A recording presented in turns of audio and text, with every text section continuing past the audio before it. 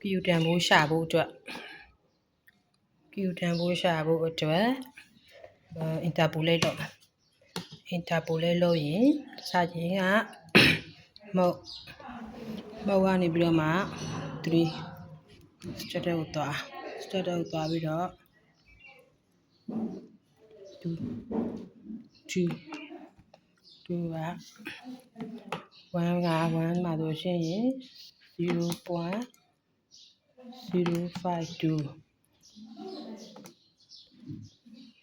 0.087 0.129 ပြီးပေါ်တော့မယ် y မှာထားတော့61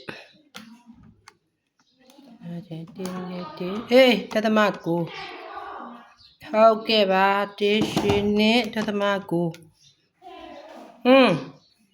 တသမ9ညချင်းပေါ့နော်ပြောရှင်ရေဟောပြမယ်ပြီးရင်8 1ကိုနဲ့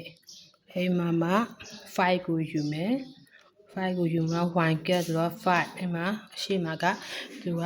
0.127 မှာရှိတဲ့အမှတ်ကိုလို့ကျွန်တော်